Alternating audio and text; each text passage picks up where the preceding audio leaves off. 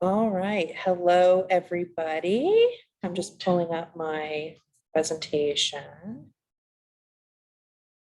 It's being recorded. So good evening, everyone, and welcome to the 6th Independent Salary Commission. We are trucking right along. Today is Tuesday, May 30th, and we'll be meeting this evening from 6 to 8 p.m. Before we get started, I'm going to turn it over to Liam, who's going to talk about Zoom logistics. Good evening, everyone. This meeting is being recorded for later viewing. A copy of this recording will be posted on the Salary Commission website under past meetings and events.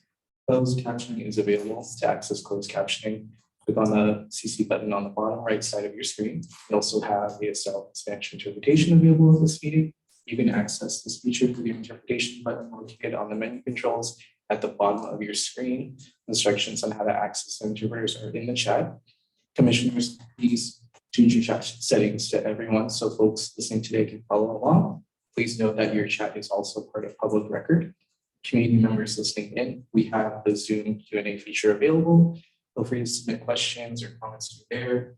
May not be able to answer all questions tonight, but they will become part of the public meeting record. For tonight's meeting, there is verbal public comment. Viewers can submit public comments through our comment form online on our website or by emailing transition@portlandoregon.gov.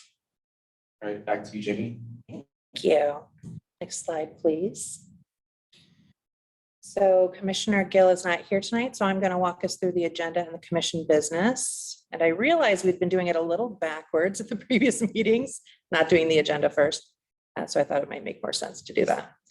As you can see, we have commission business tonight that includes the usual things, but also includes a discussion of the draft invitation letter that you all received via email. We can make edits and hopefully approve an amended version that we can send out to the electeds. We have guest speakers tonight, Andres Oswell and Jennifer Parrish-Taylor. I know Jennifer is in the Zoom, but I'm not sure I've seen Andres yet. And then we will have a fairly brief discussion led by Commissioner Cooney about our community engagement plans and make sure everyone's on the same page about how we're moving forward with once you have a draft proposal. And then tonight, we are going to be finishing up the methodology discussion. Hopefully, that's the plan, is that you will have all of your criteria set this evening, and the Bureau of Human Resources and all these wonderful staff will be able to take the criteria that as you've defined it and create a range of numbers for you to discuss at our next meeting. Then we will open for public comment. Just so you know, there's no one signed up for public comment at this time. Next slide, please. So let's start the commission business with approving the May 23rd meeting minutes. Are there any edits, conversation about the minutes? I'm not seeing any hands. So if we can approve the meeting minutes by registering your your vote number in the chat. For the record, Commissioner Angers is holding up a 5. She did not bring her computer tonight. We're going to be all manual. Okay, thank you very much. Looks like we're good to go. Okay, you're good. I'm just checking. Let's see. Next, I want to open up a discussion about the public comment report. You all received that earlier today. There was one additional comment received via email. Does anyone have any thoughts, responses? Commissioner Johnson? Raise my hand. It seems to me that I looked at it. I think that there are some issues that are raised in that are intended for one of the other commissions. It doesn't seem as though we really, again, we don't have control over part-time, full-time, whether we agree with those issues and what the responsibilities will be within the community engagement. And just from a process standpoint, is there ever an opportunity, or do we need to ever address any of these questions that come up in terms of clarification, or we just allow them to stay and then presumably our final report? It is silent on those, or? It's up to you. I think that's why we open up the floor. If you want to address them, if you want to respond to what you heard, anything like that, it's completely up to you.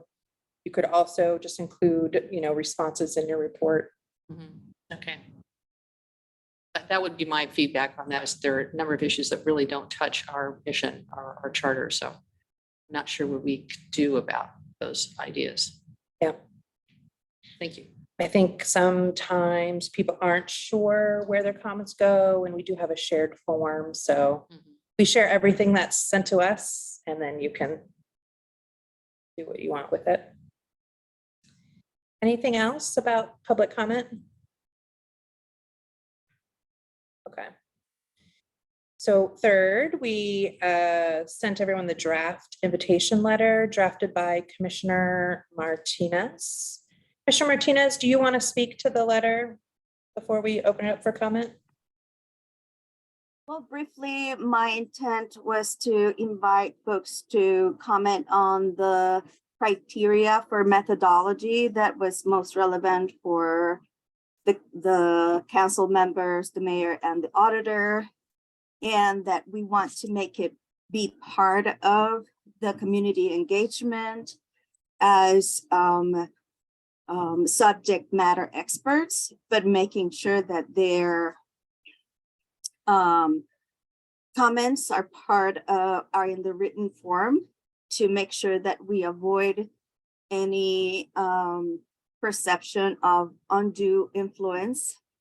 And we ask that they would submit their contributions by July 14th is a Friday, but before the end of the process for community engagement. Great. Does anyone want to talk about the letter? Commissioner Engers. The paragraphs and the ask was great. I just wonder if we should replace the values with the guiding principles that we discussed. Because the values, there's definitely things that we addressed and will inform our decision making, but I feel like it would be easier for folks to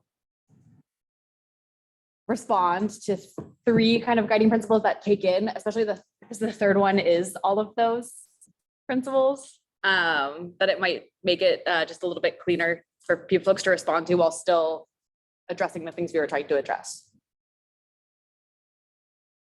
So just in case, just to refresh everyone's memory, the 3 guiding principles as you have drafted them are: 1, pay will open opportunities for historically marginalized communities and will not be a deterrent to running and holding office. 2, pay should be based on examining a range of data, be fiscally responsible, and consider the city's budget, the public, and the elected officials. And 3, pay should reflect the city of Portland's values around anti-racism, equity, transparency, communication, collaboration, and fiscal responsibility. So you're suggesting instead of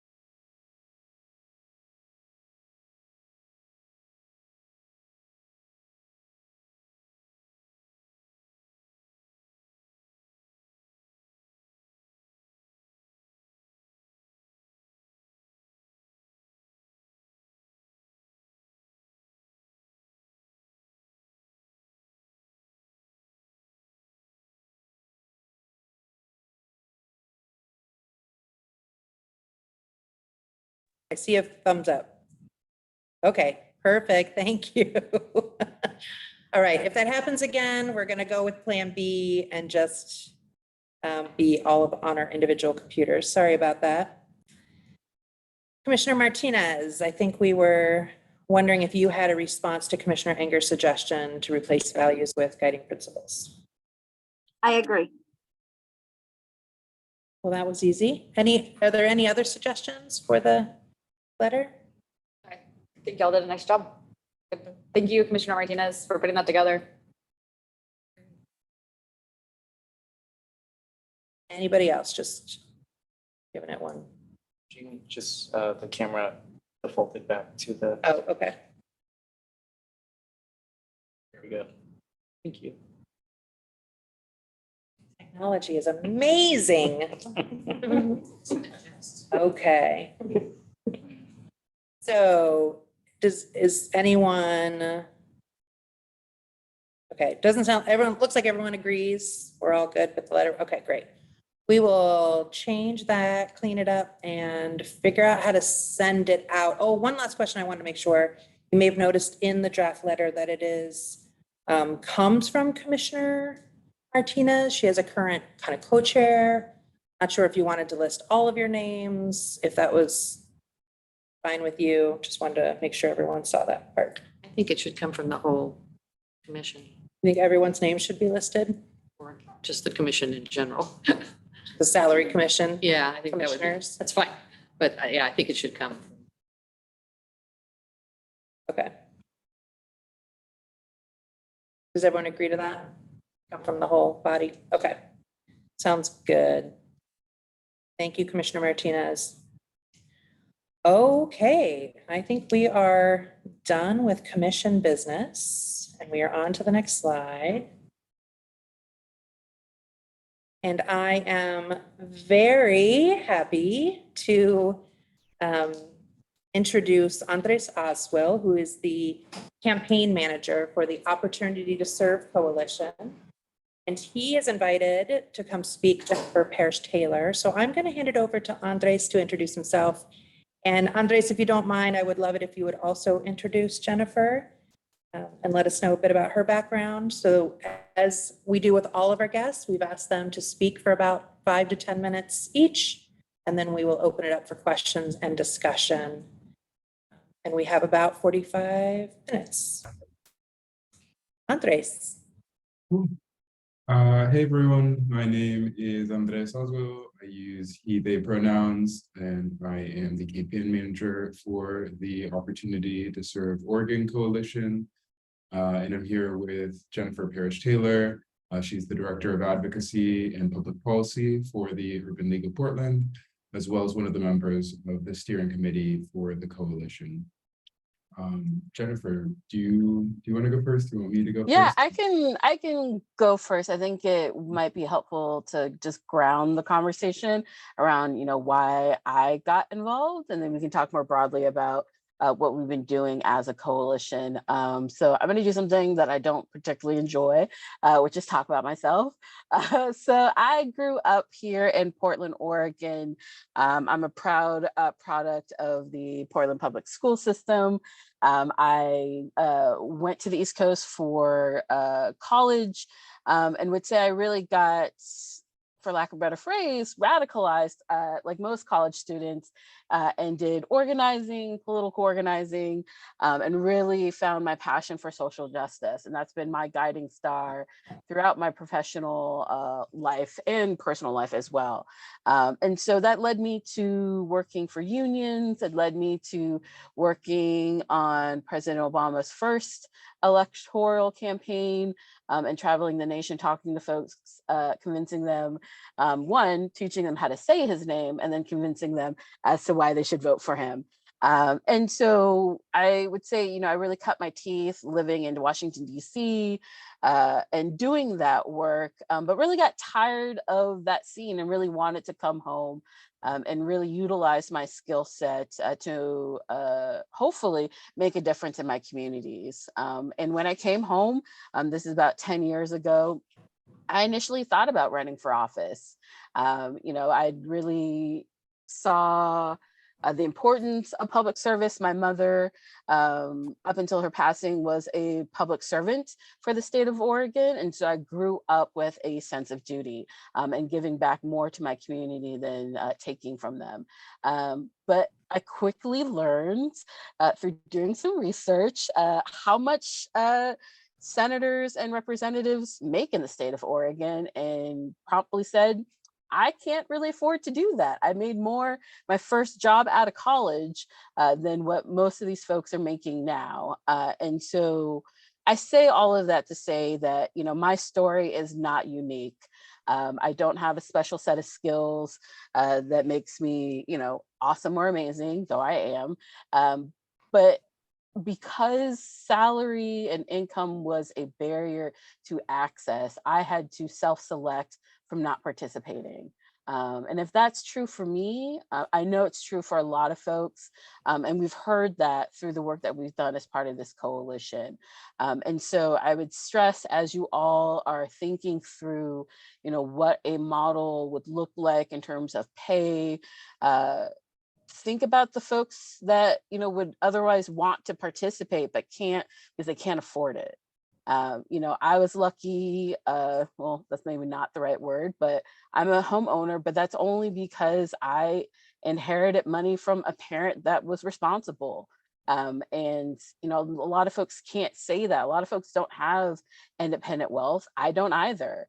And so I think those are all factors and considerations when you're thinking about a salary. And what does it mean to pay someone not only to just survive, but to thrive so that they can focus on the work, they can focus on their communities, they can, you know, spend the real time that's needed to develop those relationships and really hear from community, their concerns, what do they want to see differently, what are their visions for the future, and not have the extra burden or the stress of how am I going to make my rent? How am I going to pay my mortgage? How am I going to pay for childcare? You know, I understand that, you know, this is a choice for folks to run for office, to, you know, be in public life, but it's a choice for some and not for all. And I think if we want to have a city that is more equitable and truly reflective of all neighborhoods, not just the privileged ones, we have to be considerate and mindful of what does that take and what does that look like. Because it's more than just pay. The pay is great. We really want to retain the best of the best. And that's money, that's work-life balance, it's, you know, whatever kind of workers communicate that they need. Because what we find is that if we have folks that are reflective of our communities or our values, of our concerns, they're going to advocate for those issues. You know, I often hear from community members, well, you know, why should folks get a raise? Like, I haven't gotten a raise. And the question is not so much why should those folks make more? It should be, well, why aren't you making more? Like, what are the systems preventing you from making more? And that happens at the policy level. And we need folks that, you know, have that lived experience, that know what it means to be a renter, that knows, you know, what it means to have student debt, to be able to speak that truth and hopefully influence the policies that get passed. So I would say just, you know, be intentional as you think about this process, not that you aren't, and really, you know, talk to community and hear from folks. Because from what we've learned, people understand the value of paying folks for the work that they do and what that means in order to make change. So I'll hand it back over to Andres. Thanks, Jennifer. So I can talk a little bit about the coalition and like the nuts and bolts of what we've been doing. So the Opportunity to Serve Oregon Coalition is a group of community-based organizations who came together to advocate for higher legislator pay last session and this session. Our steering committee is the Urban League of Portland, the ACLU of Oregon, and APANO. And though the legislature has diversified in recent years, similar to city council and other regional offices, retention and who's able to run and serve has remained an active concern for many communities. We know the burden is highest for BIPOC communities, for caregivers, for low-income folks, and group of community-based organizations coming together to advocate for a pay increase seems wonky, and it wasn't always immediately evident to the folks we talked to why this was a priority for the coalition. But for the group, it was important because while this was a technical issue, these organizations had deep awareness that the link between how we compensate our elected officials and our community's ability to have their experiences, their voices, and their priorities heard is directly connected to who's able to serve in office. When office is only viable for the wealthy and privileged, then the experiences and the voices of our communities are missing from the process. Through this, cost of living has been a major concern. The cost of childcare has always been high, but it's only gotten higher. Housing costs continue to be through the roof, and more people are dealing with debt payments, ranging from medical debt to student loans. So one of the frameworks that we used in the legislature, which I think was really important, was thinking of this not in terms of comparing what legislators are paid to other legislators, because that pay wasn't set with our values, it wasn't set with the priorities of recruiting and retaining a diverse set of leadership, but instead thinking of the opportunity cost for folks. So thinking of what would be the ideal skill set that we'd want to see someone in this leadership position have.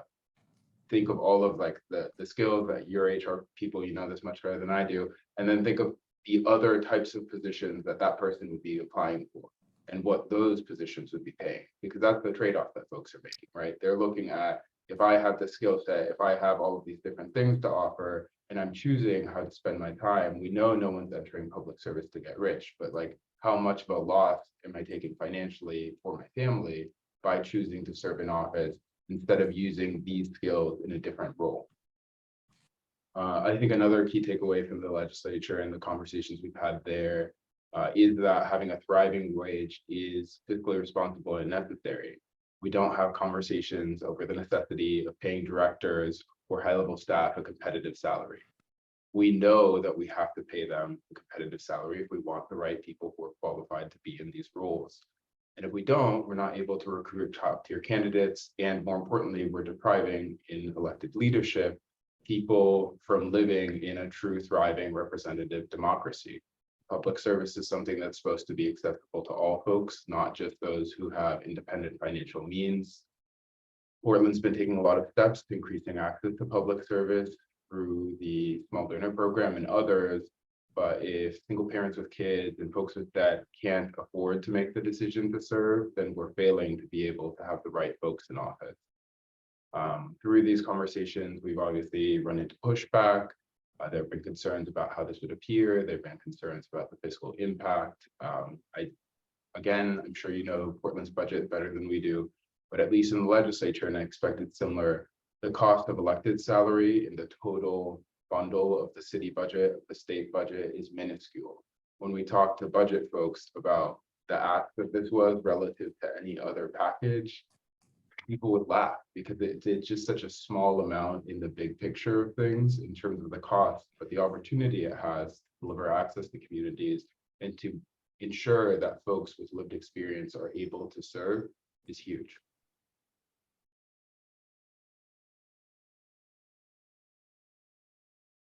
Thank you. Really appreciate that insight. It looks like Commissioner Cooney has a question. Hi, thank you both so much for coming today. I would love to hear from you. We are coming up on our time for community engagement very shortly, and I would love to hear from you about maybe some ideas of how to reach diverse audiences, to get some feedback, to get some, just understand how we can help get a more diverse population of people involved in civic engagement here. And so thank you. Yeah, I mean, I can speak from, the vantage point of running essentially our community engagement, civic engagement program at the League. One, you got to think about timing. Like, you got to make sure that the meetings are at a time when people aren't working necessarily or in transit, or if they are, giving them the opportunity to participate virtually. We found that our participation went up when people could attend virtually, or even after, if we recorded the meetings, folks would actually watch them after the fact, which is amazing. But I would really caution you to start early in terms of engagement, because so often in these processes, especially communities of color, are brought to the table late in the game when decisions have already been made or close to being made. And folks, it feels to community that their voices aren't really going to have an impact on the process, because it's like, okay, this is already baked in, so like, why am I here? And quite honestly, a lot of folks don't really know that this is happening, because they're trying to pay their bills, they're trying to work. And so I would really encourage you to reach out to community orgs and really develop a partnership. And I think what's worked really well in the past that we have worked with Coalition of Communities of Color, where, they've received some grant money where they re-grant to community orgs to turn people out to events. And then they take on the responsibility of developing the content, so that like we don't have to do that, because right now we're still in sessions, kind of. And so our capacity to do a lot of things outside of that, and outside of our standard programming is very, very slim. So you can come to us with a package of things that all we literally have to do is invite people on a certain day and time, and we show them a presentation and have a discussion. That's going to be your best bet. Like, make it super easy for community groups. Give them money to do the work, quite frankly, and they'll get folks out. And I can answer a little bit from the coalition, but also wearing a hat as a social impact consultant. I think when you're talking about something like pay, you need to translate the conversation you want to have in a way that connects to what's important to folks, right? Of like, this is a very like theoretical, abstract, like how much should the city of Portland pay city commissioner? Like, right, folks can like come out with a number out of a hat, but having a conversation about like what's important and what should we consider and like what would you like to see in elected officials is like a much more effective gateway to getting folks to engage. And then like Jennifer was saying, the capacity of a lot of our communities in general is always challenging, and our community orgs are stretched right now during the legislative session.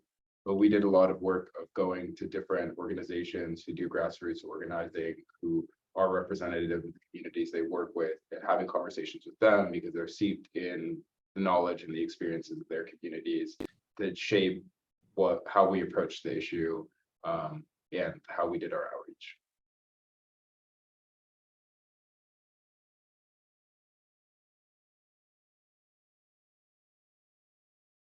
Any other questions? Commissioner Angers. Yeah, what is a range that y'all would hope for that we land on? I think for the coalition, we don't necessarily have a target range. I'll let Jennifer jump in. Our focus has been on the state legislature.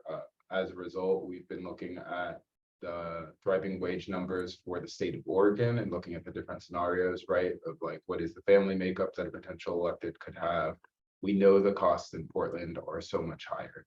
And so we would expect to see something significantly higher for the Portland region, but off the top of my head, I don't.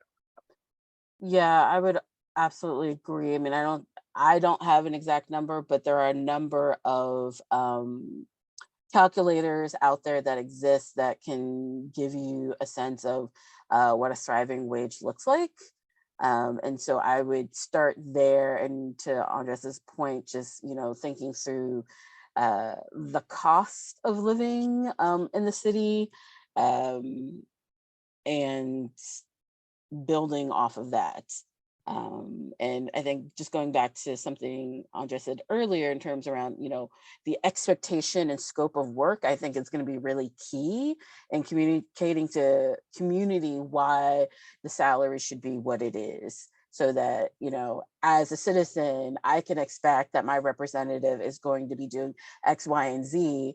And for doing that, this is what they're going to make. And if it seems reasonable, then sure, I'm for it. But if it's like, okay, you're only doing a little bit, it's going to be hard for me to understand, why you should be making what you're making. I think most folks are going to feel like, I want my representative to do the same, if not more than what I'm doing in my own work, even though that work isn't necessarily comparable, but I think that's how folks think, is that like, I want to feel like you're actually earning a salary and not just getting a paycheck. And so I think the more we can communicate around expectations, because again, that is also tied to accountability.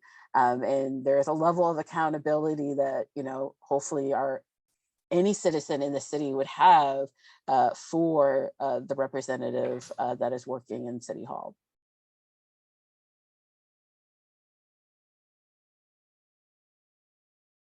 I don't know about any of you, but it seems validating from what we're hearing that, you know, the living versus thriving wage data set that you all are digging into is, you know, going in the right direction for setting salaries based on your values. But we one can't quick get thing- either of you to give a number? Well, one quick thing I would say though too is you all need to be cognizant that the wages that you set for this also determine and influence like the contracts that our organizations establish with the city. So if we know that, you know, folks are making X, we know to ask for X. And so if you are undercutting or lowballing essentially what that salary should be, that's going to have an impact on the workers that do frontline work in the city on all the issues that we care about. So like no pressure, but please come up with like a decent number.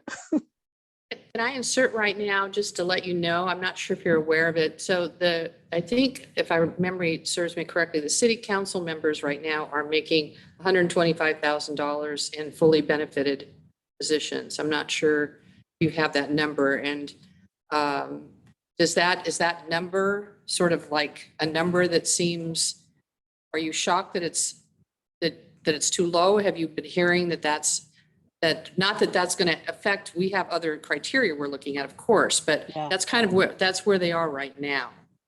I would say for Mayor's the different. cost of living in the city, and not to divulge too much, but I would say that is not enough. Even as a single person that has no children, the cost of living in the city, the cost of food, just the cost of just existing and like no frills, that number is not enough. I would Thank you add for. that thinking of somehow our bureau directors are paid, I think that underscores that number is not high enough. Commissioner Martinez? Thank you. Thank you, Jennifer and Andres, for your presentation. So some of the considerations that I have very present in my mind is how to improve representation for immigrant communities, refugees, folks of color that look and sound like me. And many folks that look and sound like me also have skill sets that the city lacks, perspectives that the city lacks, but also responsibilities that traditional public servants don't have, like multi-generational households. And then responsibilities that sometimes come from the quote unquote territory. As a multilingual speaker, when I am hired at a job, all of a sudden, you know, I shared last week with the commissioners how I became the whole agency, but in Spanish. So if you can speak to those concerns and how, from your perspective, what are some variables or considerations that we should have in mind regarding those differences of potential candidates that we want to see at City Hall? I can start. I think immediately there are two things that come to mind. One, to reach those people, you have to go where they are. So I live out in East County. I've lived out here for about 6 years. I would say last year was the first time that I ever saw an election worker. And like, I do this work. And the reason I don't come out here is because I don't have sidewalks. And so that just speaks to the differentials in terms of investments and where you live. And folks don't come if those communities aren't invested in. But that requires having people from those areas, as you mentioned, being represented at City Council. I think the other thing I would say is in terms of attracting those diverse candidates, I think we need to treat, or you all should treat those skill sets much like you would treat someone with a master's degree or a PhD. They get a differential for that skill set and for that schooling. And just because, you know, speaking another language or having different experience can't be necessarily encapsulated in a paper degree or what have you, doesn't mean it's not any less important or necessary or bring something to the table. And I think that also requires having that understanding, but also communicating that to community to say, we see you, we value you, your life experience does matter to this process. And just because, again, you don't have necessarily professional requisites doesn't mean that you aren't, that you can't bring something to the table like someone who has a master's degree. Because in my mind, there's an equivalent because I'm a monolingual speaker and that's definitely has its limitations. So yes, I have a college degree, but I think someone that speaks a secondary language also has that skill set or has a skill set that is valuable. To put a finer point on it, so I used to work for the city of Portland. I worked for Commissioner Daly. She was the only renter on council, and it was similar. Like when you are the only of anything in a body, that is a lift, right? I know also that the city of Portland has passed a pay differential for folks who speak an additional language, which I think is another statement of its values of recognizing the need to appreciate and compensate folks who are bringing a perspective, a skill set, and experience that isn't currently represented. I think an old equity concept that is definitely applicable here for you all is universal design, of designing something for the folks with the most barriers, because that's the way that you're going to create something that is as accessible as possible. So the same way we build curb ramps so that folks who have a variety of mobility needs can access sidewalks. We should also think of inside a pay model, like what is the ideal different public servants who you would like to see, who the city would like to see be able to serve, and what is a pay that considers all of their life circumstances, whether that is caretaking, multi-generational households, a variety of different obligations. That's the kind of like profile you want to be thinking of as a part of this, so that you're building something that really is accessible, is attainable for folks with a variety of lived experiences.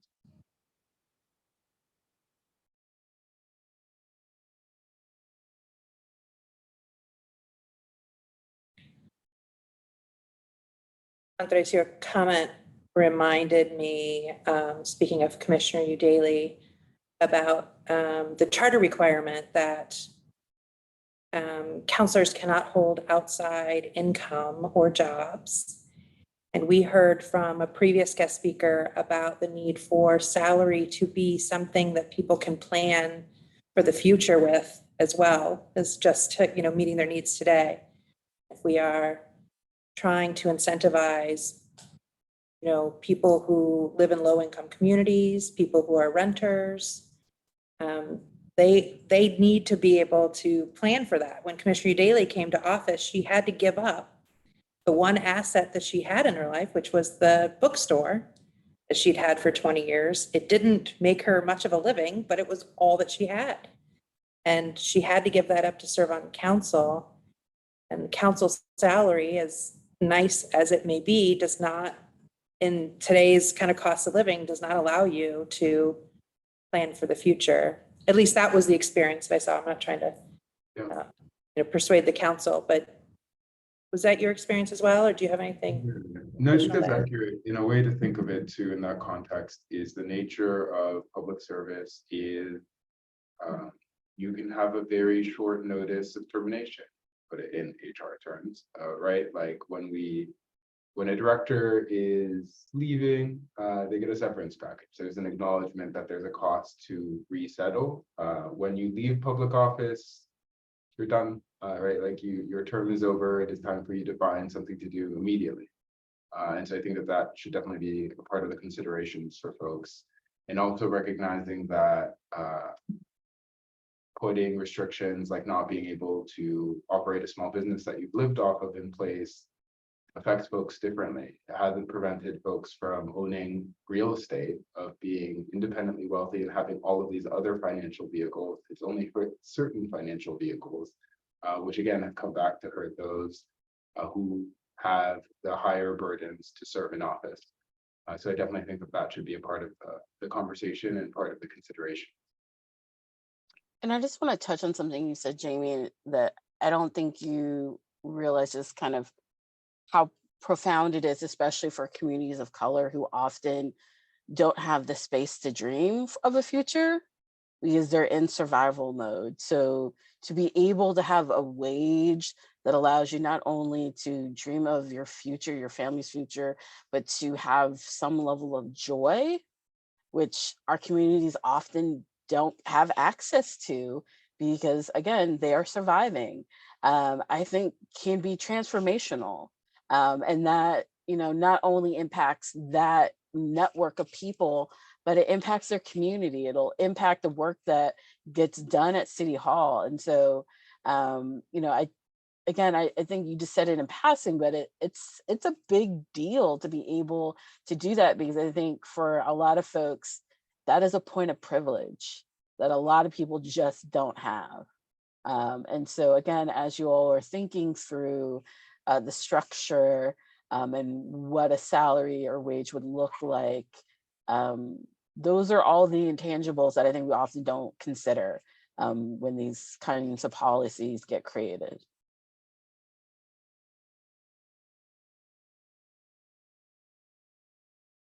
Do we have the ability to do anything about the having just one job and not being able to carry on a business on the outside? Do we have any control over that on our commission? No, it's written in charter. Okay. And we gotta take it up in 10 years when the new charter commission forms. Commissioner Martinez.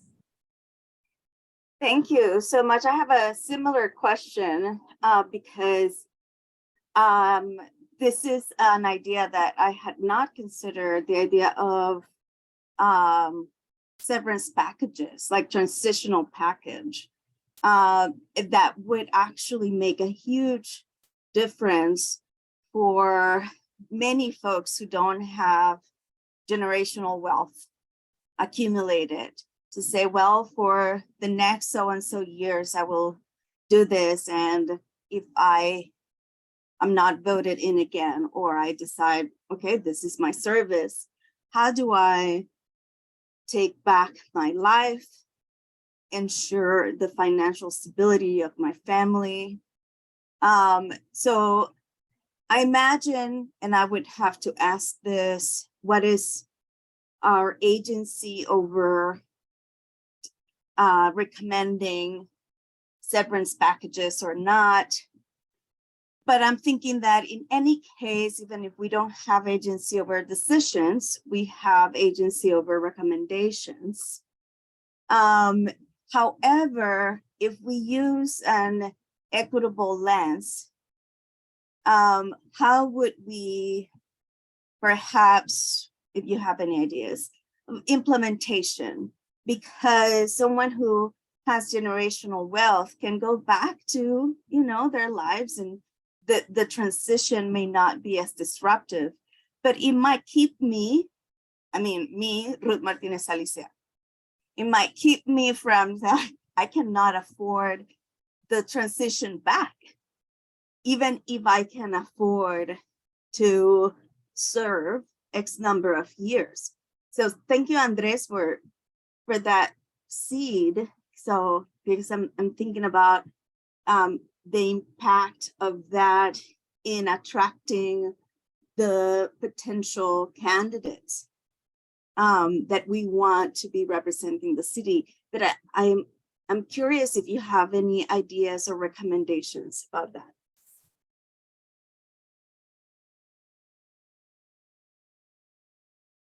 I don't have any specific recommendations about implementation. I might sound like I know what I'm talking about with compensation, but my HR and compensation knowledge is very specific. And so figuring out what's legal, what is possible, what fits in the field is not my expertise. I think some of the things to think about are back to what you were saying of like, what do you have agency over, of making a recommendation that is based off of what feels like it's most in your control, which seems to be recommending a salary amount, and then you can attach other things to it, but making a recommendation that isn't based in like, well, this would be a nice salary if they also get a severance package and if they also get to keep their businesses, right? But like basing it in the current situation. I think another thing to think about is before I worked for the coalition, I worked for Oregon Futures Lab, an organization building BIPOC political power in office. And one of the big things we were dealing with was the increasing levels of threat that BIPOC electeds face, especially in Oregon. We have specific examples recently of Commissioner Hardsey receiving a variety of different threats, receiving fabricated police reports.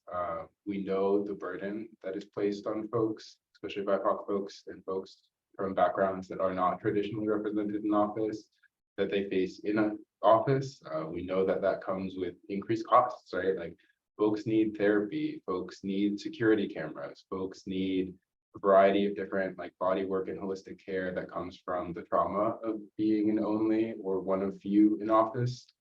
And then that continues after service. At OFL, we worked with folks who were no longer serving in elected office, who are still continuing to go through the like, I go to the grocery store and people recognize me. And when there is animosity towards me, that is not a pleasant experience, like that follows you after office. And so just throwing that into the considerations for your conversation.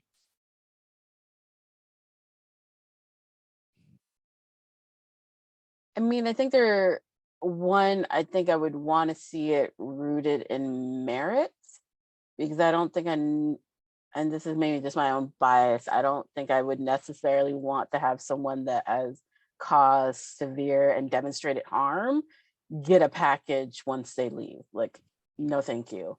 And I think to what Andres was speaking about, it immediately, made me think of hazard pay. And if that could potentially be a differential, I mean, I don't know if it's legal, so you'd have to ask an HR person, but like being the only, it does have an impact in all the ways he talked about. And when you're also in a state where access to providers of color, especially when it comes to mental health, are few and far between, and you have to pay out of pocket, those are things that I also don't think are considered when thinking about pay, when thinking about benefits. So how do you, if it's not hazard pay, how do you supplement that or make it easier for folks to get the services that they need to manage being in the role? Because I think we also have to remember and consider is that for a lot of folks, this is going to be completely new. And there's going to be a level of adjustment and acclimation that's going to have to happen. And for some folks, that's going to be really, really rough. And for some folks, it may not be. And so, yes, we want to open the door wider to bring more folks in, but we need to do it in a trauma-informed way so that we don't break these people once they leave. Yeah. Do you foresee a role in your organizations to help support candidates who are elected to office? Because again, this is an election. So when you talk about bringing them in and people have to learn how to do some things and to provide those kinds of support, have you had discussions about how you can support people if they are elected in this new commission system? Absolutely. Those conversations are happening now. Like my dream is to myself as an individual, not necessarily Urban League, is to have a candidate school that specifically for folks of color, specifically for Black people, because it is a different experience to be a Black person in this state than for other folks, and to have real conversations around what does it mean to run for office as such, what does it mean to be in office, and how can community support you while you're in office, and how do you make that transition? I know I've had conversations with other community orgs that are also thinking the same thing, because we have an opportunity with the change in charter to see a different version of our governing body. And so we have to do the work now of one, educating folks about that process. So educating them on, what does ranked choice voting look like? What is it going to mean to have these new district maps? And then what does it mean now to have more than one representative per that district? And like, this is an exciting opportunity if we start to invest in doing that work now. So we've built it into our work plans and plan to do some of that work. But yeah, absolutely, those conversations are happening. Thank you. And where my old workplace, Oregon Teachers Lab, is also having those conversations with different community orgs, candidate training program, but also a like newly elected BIPOC orientation. Like, what would it look like to support folks who are coming into office, and start thinking about some of those, like, what do you need to be supported and successful in this position? That's the goal. Things take money, so we'll see. Thank you. We have about 5 minutes left. Commissioner Sampson? Yeah, thank you both for being here. I was curious if you have any knowledge about barriers that exist or have existed specifically to the city of Portland that might be helpful for us to know. One thing that we've learned and we've talked about is that cost of living adjustments haven't happened since 2018. So I think we have our eyes on that. But curious if there's anything else that you know of specifically at the city of Portland.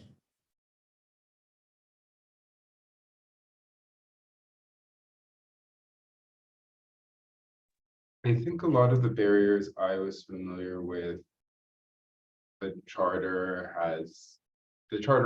amendments have attempted to address. So Portland City Council races are prohibitively expensive. They cost as much as the legislative race, usually more.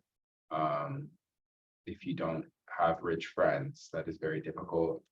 The small donor program aimed to address that, but again, the total donor amount needs to be competitive with what independently wealthy folks or folks with connections to well-funded organizations like businesses get supported with.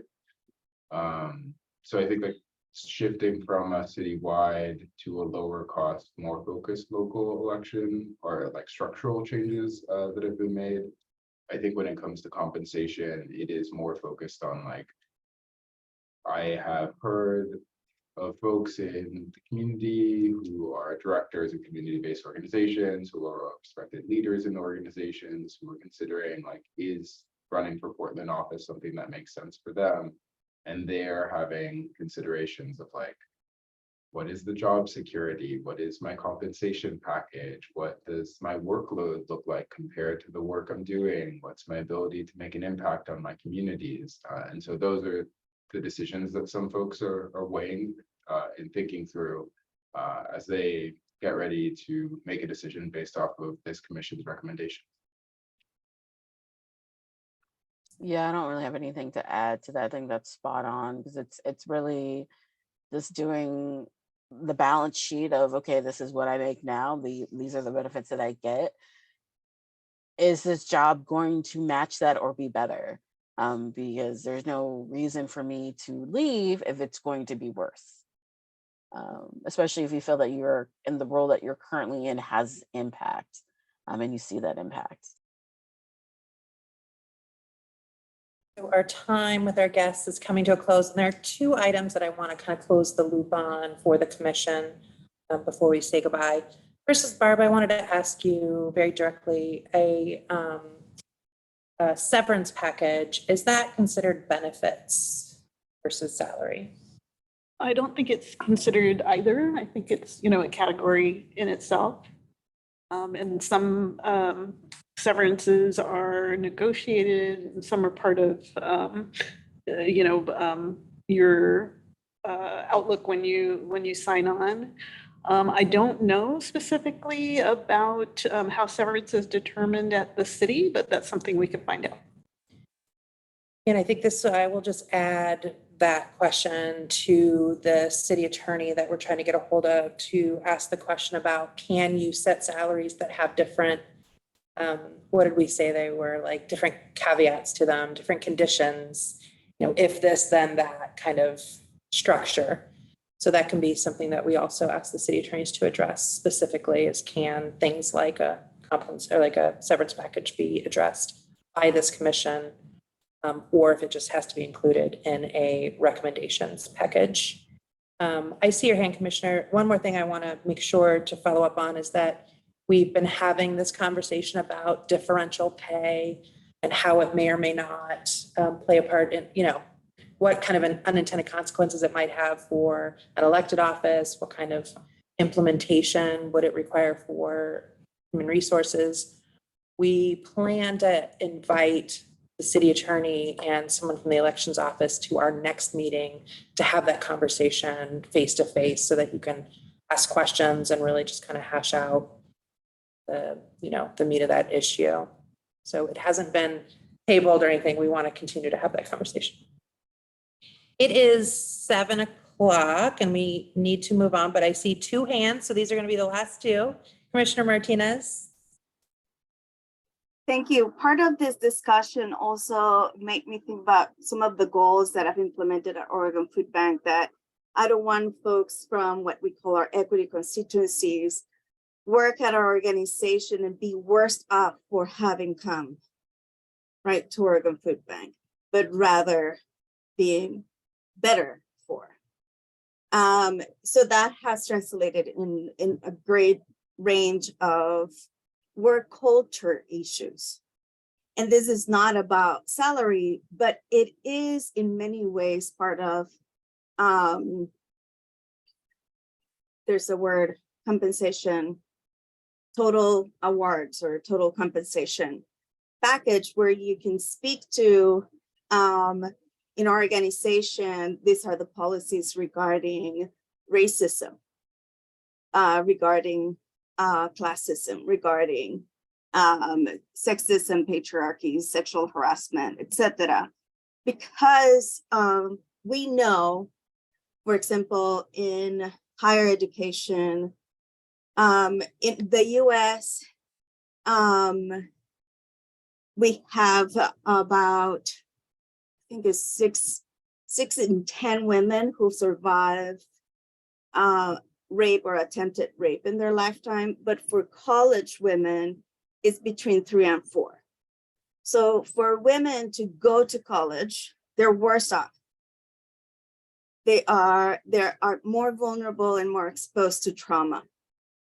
So similarly, when folks from historically marginalized communities are in public office, I would say, oh, we become a greater target.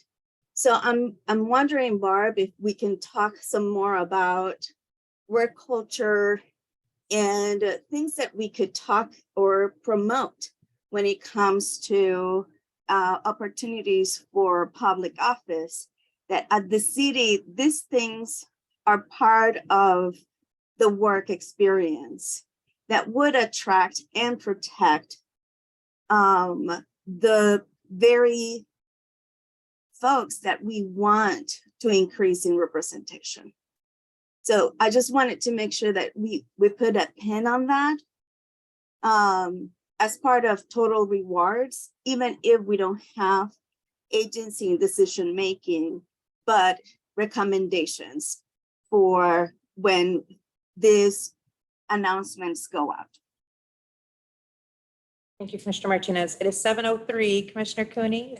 Fast. I just wanted to note 2 things that were mentioned by our speakers. It was perhaps rooting some of those extra payments in merit. So the idea of a severance package or a transition package being tied to merit, and then also mention of hazard pay. So just something for us to have on our list, perhaps with the attorney as well.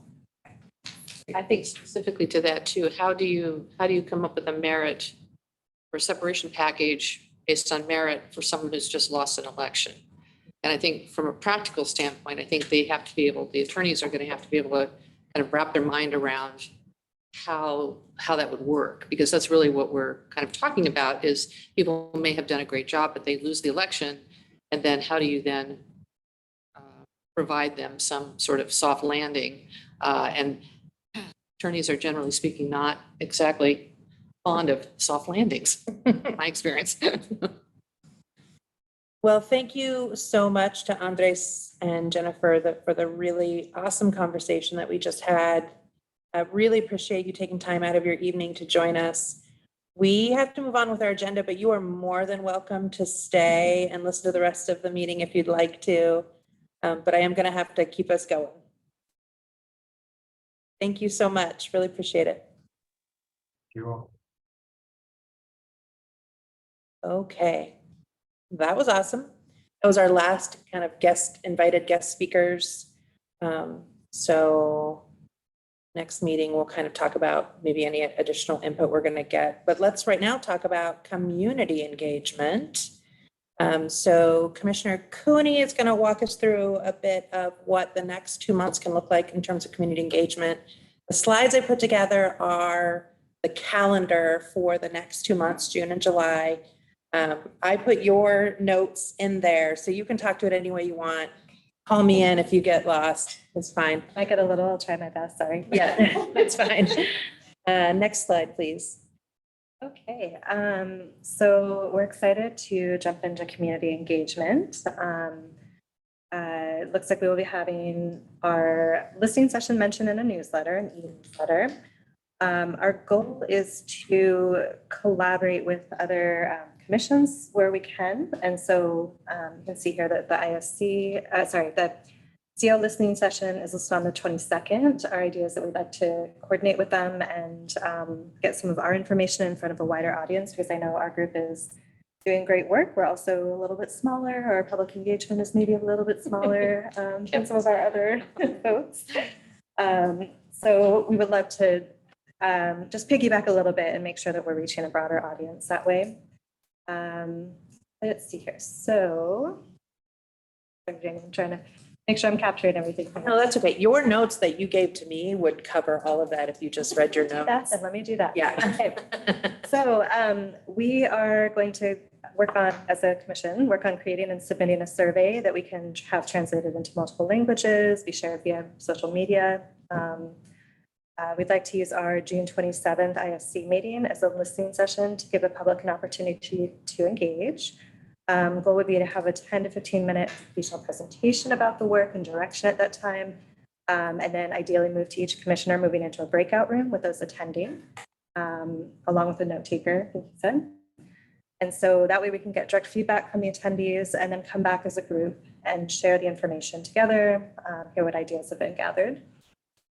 So we're, as I mentioned, we're also looking for opportunities to connect with the Government Transition Advisory Committee. Let's see, so we're going to be rescheduling our July 11th meeting, likely to July 20th. So this will give us more time and flexibility for connecting with districts as well, which is great. And our meeting occurring later in July would allow us to seek feedback through, I believe you said either July 10th or even July 19th via our survey to the public. So that gives us, it's nice to have a little bit more time for that feedback. And then for a survey, we will need to finalize that in our June 13th meeting. And we can discuss more by then the feedback we're seeking, how we would like to present it to the public in our survey at that time. Anything I'm missing from Commissioner Martinez? You have two voting. Looking through our notes. But I think you covered, our strategy of making sure that we are coordinating with the IDC as it has a greater audience and increase the opportunity for engagement for community in our own process, to make sure that we concentrate community engagement for the June 27th. Am I right, Jamie?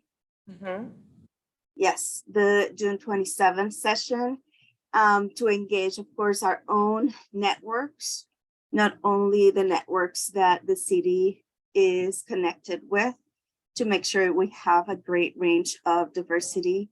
And we are working together in identifying the main focus what is the main question to our community, precisely to the point that Jennifer and Andres were bringing up about, it looks like sometimes we have decisions already made. What's the point of my engagement? What's the point to share with you my concerns? We want to make sure that it is meaningful engagement, that is focused, and that we are transparent about what are the areas of influence the community engagement will have on our decision making.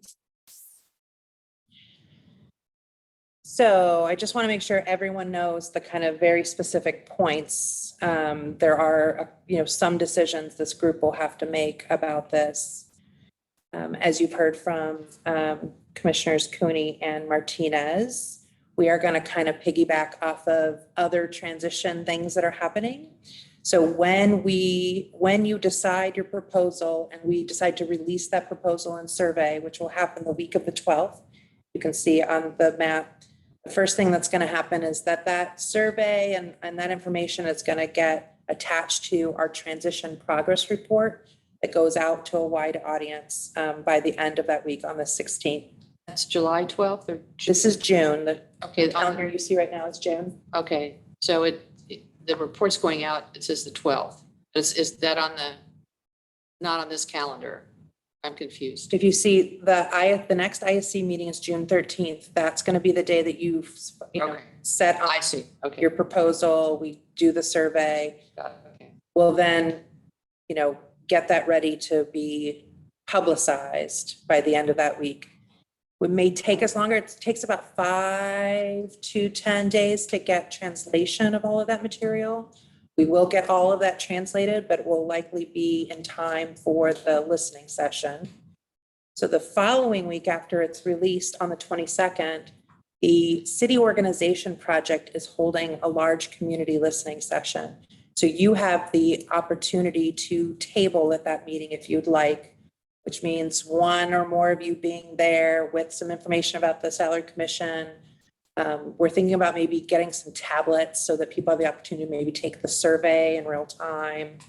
I'll see if I can gather that up.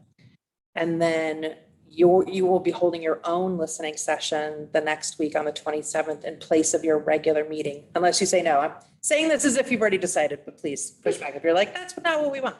But this is the idea, is that the 27th would turn into a listening session. That would be highly scripted. So we've done listening sessions a lot on the transition team. There's a whole kind of flow to them. We will provide staffing to help take notes. And we will script out the whole facilitation guide so you know the right questions to ask when you're in your small group discussion. So you don't have to worry about kind of winging it. There will be lots of support for you to do that. Again, the idea, and I think you described this very well, it's just going to be like an educational session. Start the meeting with 10 minutes of describing the methodology and the criteria and the questions that you want, and then breaking into different breakout groups. And each one of you taking a breakout group and going through a set of guided questions. This is all on Zoom. It is on Zoom, but we're required to hold hybrid meetings. So it's possible that some people will be in person. So we can work that out. In July is a lot of decision making for you, because as you can see, the Independent District Commission is holding 8 community listening sessions in community. And the good thing about this, I think you heard from the guest speakers about how to really reach, diverse communities. They are doing all of that. The IDC has very thorough, robust communications and engagement plan. You know, I don't mean to make you jealous, but there's a lot of people who are very interested in IEC, so they turn out for IEC. That's right. So we expect that there will be a huge turnout at these hearings, and I've already talked to Sophia, who project manages the district commission, and we are absolutely welcome to come and table at those meetings. So whether that's, you know, we can do a sign-up sheet, so, you know, you guys can take turns if you want to. You can choose amongst all 8 if you don't want to go to all of them. Like, this is the decisions that you need to make about how much and how often you want to show up at these places. You'll notice then on the 20th, the ISC meeting vote, that's the first, like, we have 2 meetings in July to take a vote in case it doesn't go through the first time, because this commission has to vote on a salary proposal before August 1st. If you don't, I don't know what happens. It's a charter crisis.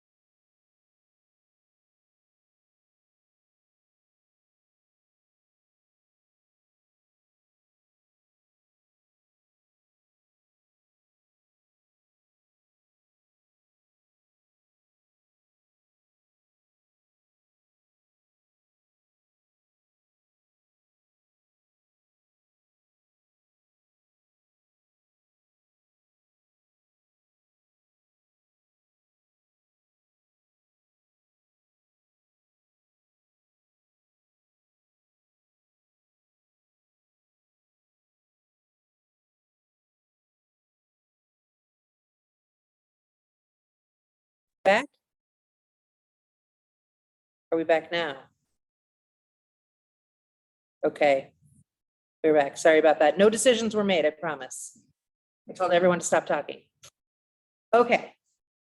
So then I don't think we have time to decide today because we really got to move on to the methodology. But I will send these dates out to you all and we can make a decision on the 13th about how much of this you're going to attend and be involved in and what you choose. Commissioner Angers? Just from hearing what Jennifer said about going into community and partnering, especially, are we also going to be sending a survey to community groups to, you know, send out, not just like hold our own listening sessions and piggyback off of this? Yes, so we are working with Portland United for Change and League of Women Voters, and they have a large coalition of groups that will help us spread the word and help bring turnout to these meetings. And the Government Transition Advisory Council is also going to help with turnout. So they're going to come, they're going to take a survey, they're going to send 10 to 10 friends, right? We've got a network of folks to send stuff out to. I was talking to someone from Portland United for Change today, and they mentioned that we should send it out to the Emerge Facebook page. It's one place. Great. Oh, thanks. Yeah. Nobody can hear. There you go. Okay. We need to move on. Apologies, but we got to get to the methodology. We can have more conversation about this. Next slide, please. Okie dokie. We are hopefully reaching the end of our research and methodology discussion. Today, I'm hoping that we have wrapped up well enough that BHR feels that they have enough We'll find one more. boundaries and criteria. We'll find one more thing for you to have. So I'm going to walk you through what we've decided already, and then we're going to pick up where we left off from the last meeting. Okay. So next slide. I put stars on the slide. I've already talked about it. It's already good to go. We talked about the guiding principles earlier today. I don't need to repeat them. That's our guiding star. Next slide, please. Okay.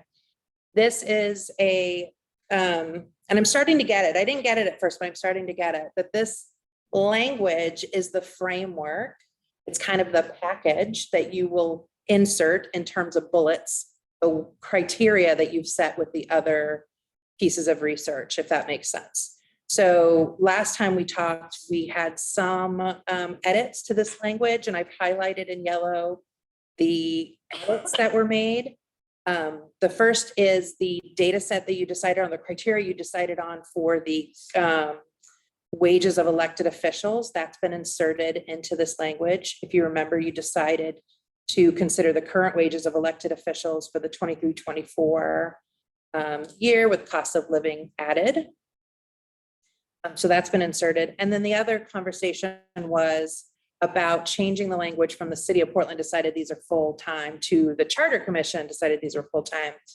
I had to get confirmation on this, but it was not actually in the charter commission voter referendum. The voters did not decide on full-time positions. It was the charter commission's intention, and they certainly wrote it within their progress report that it was their intention that these be full-time. But it was not officially voted on. It's not officially written in charter or anywhere else. Yes, Commissioner Ingers. And the other thing that we added was the comparable populations or those that neighbor Portland. And I wasn't sure if that wording reflected. Okay. Oh, great. Thank you. I didn't realize that was in there too. Also, just from that we recognize that W needs, it's a new sentence. We need a capital W there. Under I we. think it actually is a new sentence. Because it's a colon, those, and then ending. I think it's a new sentence. Unless we said unless we said including, Wow. yeah. And then. Including and then colon. I think it is a new sentence. Anyway, we can keep working on it. Maybe just imagine those as like commas instead of bullet points. It's one sentence. Oh, I see. So while the commission will still consider market pay data, including such and such and such and such, we recognize that market pay is only instructive enough. I see. That's fine, yeah. Okay. That's good. Okay, Commas would, yeah, yeah, okay. we should add them at the end. That'd be great. Okay, thank you. Next slide, please. Can I just clarify? So you're saying that that wasn't fully written as full-time, but we're still operating under the assumption that these are full-time positions? That's right. From what I understand from this commission, you have decided to only consider wages as full-time. Just wanted to make sure. Okay. Thank you. Yes. Next slide, please. Okay, so we're picking up where we left off, and I am going to turn it over to Commissioner Akers. Yes. Okay. So this is something that we've talked about in the sense that this data is a good reminder, but also not controlled. And all of these positions will be doing essentially the same thing, although we can take differentials into a case. So I don't want to like be too preemptive on this, is that we could probably ignore this one for the terms of like what we're doing, unless anyone has any strong objections or not strong objections. Don't let me put a damper on any objection. Okay, so I think what you're saying is that we're already taking into consideration the need to have equitable pay, consider, anti-racism, all of that. So this data isn't necessarily adding to our work. Yes, and also this data isn't necessarily like showing the nuance, like we've talked about this before with like Asian Pacific Islander, that can reflect some communities that are doing, better than the average and some that are like way below average. And so like it's a good reminder to have in mind when we're trying to be anti-racist and equitable, but this isn't necessarily like informing our decision-making in terms of the information that we're using to make these choices. That brings up an interesting question in the sense that we may not use it to determine our what we end up with, but is there a chance that people will bring to the table? You looked at the fact that, that the there is the pay gap trends as part of your methodology in determining the salary. And if we don't reference it in some fashion, I mean, we don't have to use it, but if we don't reference the fact that we did look at it and made a conscious decision that it didn't inform our decision. I don't know if this particular information adds anything, but I see Commissioner Martinez's hand. Oh, thank you. Thank you so much, Commissioner Ingers, about, the nuance that there are many problems regarding the race and ethnicity definitions, particularly created by the federal government, because when it comes to Asian Pacific Islanders communities, is such a range, wide range of communities that it's overrepresented by particularly Chinese Americans, Japanese Americans, but underrepresented in Cambodian communities, Hmong communities, etc. And I think that it would be important to, in our report, to add that this is informing our decision-making, and to make it visible. I think that to not include this information would bring some doubt into the wisdom of our decision-making. Now, how we use it is still part of our conversation, but I think that I would say that this is informing our decision-making. And I would prefer to do that than to not mentioning it at all, because it would create a lot of doubt on the legitimacy of our decision-making. Commissioner Cooney? Yeah, yes, I agree with that. I think, while it may not necessarily completely influence our decision, I do think it would be good as a referential document. I also think it could be helpful just in our consideration of community engagement, just thinking about the communities that perhaps are lower in the pay range and just thinking about targeting, not targeting, it sounds a bit aggressive, but making sure that we're reaching these communities as part of that. So if we're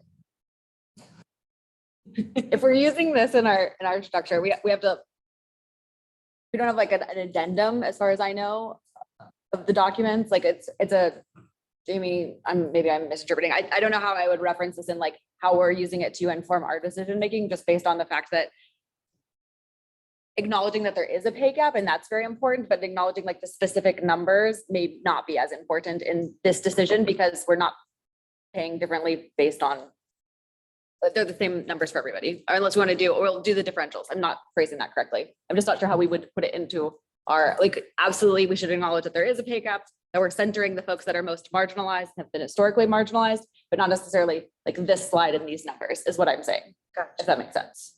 I think if you cannot determine a specific criteria that would inform BHR's, pay range that they're going to come back to you with, the best way in which to reference this material is to make sure it's just included in your methodology report. So you'll have the opportunity to communicate what you considered, what you didn't consider, and this piece of data can absolutely be part of what you considered, although it wasn't specified as a criteria in your methodology. That's perfectly reasonable. I think if we frame it as something that we looked at things in a comprehensive manner, and then again, maybe we have an addendum, maybe we create an addendum of materials we looked at, but then in going through our report, we decided, as you say, we didn't use it as, and that way, if somebody comes to a meeting and say, well, do you know that there's this, and this? Because it's likely it could happen. They already know that we looked at it. I'm concerned about public input, people coming in and asking, well, you're not showing any of this information. So did you look at it? And this way we are completely transparent. Yes, we looked at it. We just didn't find it. Yep. Other pieces of research that informed your decision could be this, and this. Absolutely. It can be absolutely documented. Can we put a star on this one? I would feel comfortable not using it as a data point, but as something in the that we've referenced that we're aware of, that we're acknowledging, that will be part of our. And Commissioner Martinez, I want to make sure that you feel like you're being heard in this one. Thank you for that consideration. Yes, particularly because the Bureau might not have, and I believe there's no particular methodology to use this particular data for the ranges in salary. So I think that this is the best we can do, given, the moment in history. Okay, thank you. Noted. Put a star on it. All right. Star. Next slide, please. Okay, so this is going to inform the next 3 slides that we're going to see, which are the living versus thriving wage. But we thought it was important to start with this one so that one, you can see how the average household in Portland is defined. But I would say also from our conversation today that if we're using that the curb cut effect, that like centering the most vulnerable or the most marginalized, that maybe looking at that 7% single household number might be something that I would take into consideration. Does anyone have any questions or thoughts about this slide before we move on? Like I don't want to zoom, but if we use the next slides, I would hope we would include this one. Just clarify, so on the graph, it's a single person household, and then below it's a single parent household, are those? So there's single person, so you could be like just like me by myself alone, or the 7% would be me if I had a child. Got it. Yeah. Any other questions about this one? You can flip back to this one as we're looking at the next slides. Like sub data to inform. Yes, yes. Just 3/4 of Portland households do not have children, but the ones that do, 7% are single parent households. Next slide, please. Okay, so these 3 slides should be viewed kind of in tandem, but they didn't fit comfortably on one slide.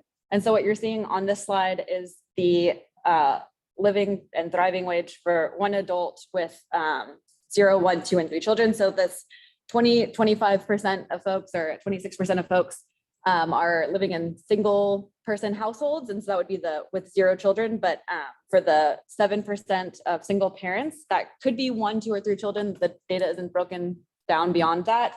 But these are the numbers for that. And you can see that the living versus thriving wage. And I think for thriving wage, we defined it as 50% needs, 30% savings, and 20% fun, joy. Can we put that on there and how that's broken out? The It definition? is on the VHR slides that we received. This is just what fit on this slide. That'll be in our. And it's broken out further about what estimated costs of childcare, transportation, or housing, et cetera, would be. Does anyone do you want to go to the next slide and see those numbers, or do you want to talk about this slide in particular? You see the next one and then we can.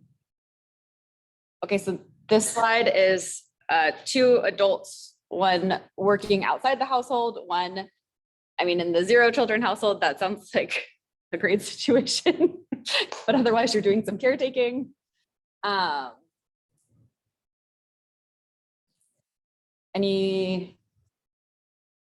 Let you absorb for a second.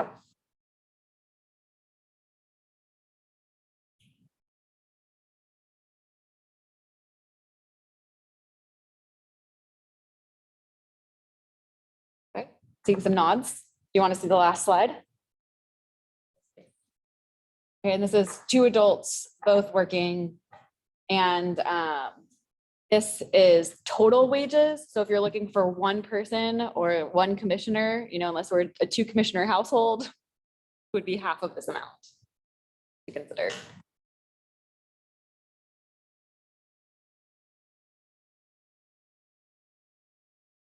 Okay, where are you? Where is everyone thinking about? Commissioner Martinez, I see your hand.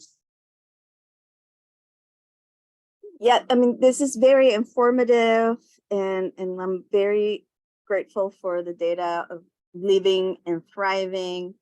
Something that I did to make data more manageable and easier to communicate with the workforce at Oregon Food Bank was to say, instead of, how many people working or not, is how much money a person or persons need to make in order to afford a 2-bedroom house or apartment. Because even if I'm a single person that might be what I have, is my own bedroom, maybe my office, 2 bedrooms. And I've worked with many multi-generational households who actually have 2 bedrooms. And then the living room is a transformer living room. So I don't know if this is at all helpful, but maybe when we're talking about community engagement, we might want to make this data just easier to talk about. But yeah, in terms of to support the methodology, I am very grateful for this information, but also considering how this impacts our communication and engagement with community.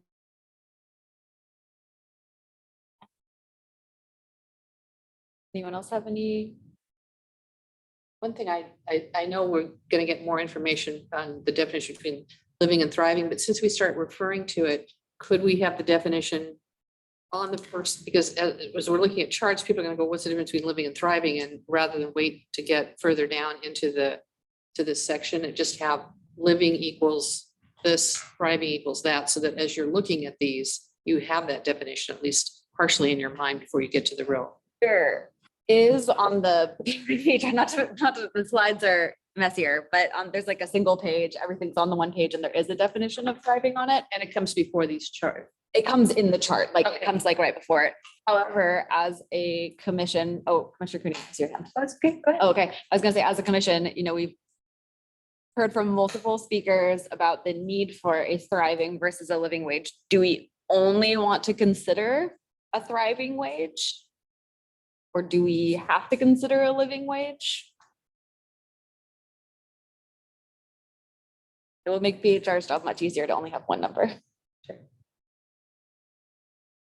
And I think we have to have a reason why we are not including a living wage besides making the chart simpler. I think we have to be able to. That'd be the reasons that the guest speakers. Yeah, well, but I think again, for the process of transparency, if somebody says, well, this is all fine and dandy, but I'm really, what does a living wage look like? Because, we don't want to pay for thriving wages. Yeah. I think somehow along the way, we have to call out the fact that we looked at it and made the decision that for purposes of what we are doing and want to do, then we went with the thriving. But again, I think we have to, I think going back to the guiding principles. Yeah. But I see Commissioner Cooney's hand, and then I saw Commissioner Martinez's hand. So just first responding to that, I think, in my opinion, I would say the reason we would consider thriving wage is because of our commitment to anti-racism and equity. So I think we can lean on our guiding principles. And then in terms of the slides, my instinct would be to not use this one with the 2 adults both working total wages, just considering the data that showed number of households that have, 2 adults, children. I feel like it might not be as helpful or significant for what we're trying to do. So I think the other ones might be more helpful. I think the average household in Portland is probably the 2 adults, no children in the household based on that chart. So the 107 number is probably actually the most. Yes, sorry. Most Right. common denominator, but also considering what we heard about centering the most marginalized, not ignoring the single parent households, might be maybe like two data points that we consider, like not below this and considering this, or et cetera. Thank you for that clarification. Oh yeah, for sure. We could even go back to that household makeup slide. And then do you have anything else that you wanted to add? Okay, Commissioner Martinez? Thank you. I mean, I sort of have a question for Barb, but mostly in order to provide guidance to the Bureau, I'm thinking that I don't know if we have to make the decision, but I think it would be easier, like Jimmy was suggesting, to have like, we are basing this decision on. And I am landing on creating the argument for a thriving salary or compensation income for several reasons. One is because we need our city officials to have predictable, financially sound lives, that the finances are not making the city be in chaos. And that we want, and that it's in alignment with the market. That the thriving wages are closer to market data. But those are my thoughts, but really this is one of, part of Barb's expertise of which one to lean into. And I wonder if you have advice or perspective that you want to lift. Thank you, Commissioner. What I might suggest is maybe taking a look at all of the data sets, the thriving wage, the living wage, and the market data, and looking at what the average is. And maybe looking at that against a director salary. Or taking an average of a mid-level director and an average of all the market data and the wage data, and seeing where you land. So I guess my recommendation would be you don't have to do one or the other. You can sort of find an intermediate space between all of the data. And I think another thing that I think might need to, be decided is, would you sort of set your wages based on sort of the most likely candidate you would get, or the most vulnerable candidate you would get? Are you going to look at that 7%? Or are you going to look at the 76%? I have a follow-up question before we get to Commissioner Sampson. I apologize. I am wondering how your advice that you just gave squares with the criteria that they're already setting, because it feels like all new criteria approach, right? And I'm wondering, I thought I heard, forgive me, Commissioner Martinez, if I am mishearing, but I thought you were asking specifically where within the thriving wage range you would suggest we land? Oh, thank you. I actually suggested that I'm landing in the thriving wage because not only we want to secure financially the public servants, but also because they are in alignment with the market data. So that was my thinking. And then I asked Barb for advice or guidance. So separate. So anyway, I hope that answers your question. May I ask, Commissioner, which data set among the thriving wages you were looking at? Was it the single worker, multiple children? Thank you. Yeah, no, I was looking mostly at the with one child as a, thank you for going back. Yeah, that is where I was looking at one adult, one child. And again, based on my own experience in deciding that more than how many people is the affordability of living in a place that fits my family, right? And that could be, one house with 2 bedrooms. So anyway, that is where I was mostly landing at.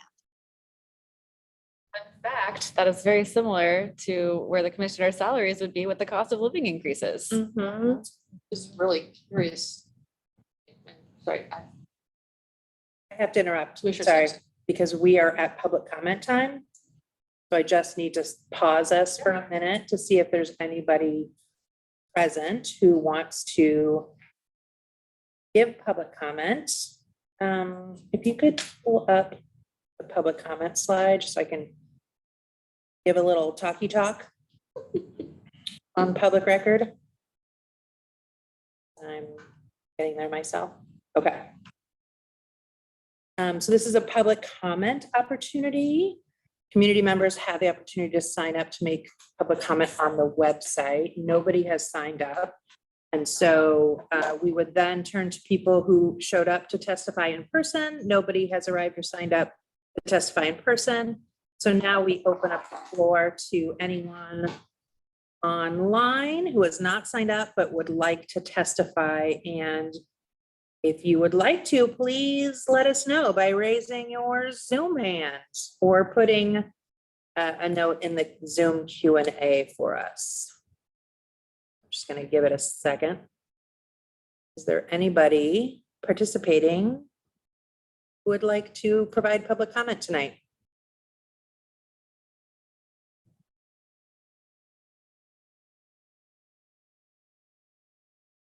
I am not seeing anybody. Commissioners, are you okay with us closing public comment? Yes. We got the fives.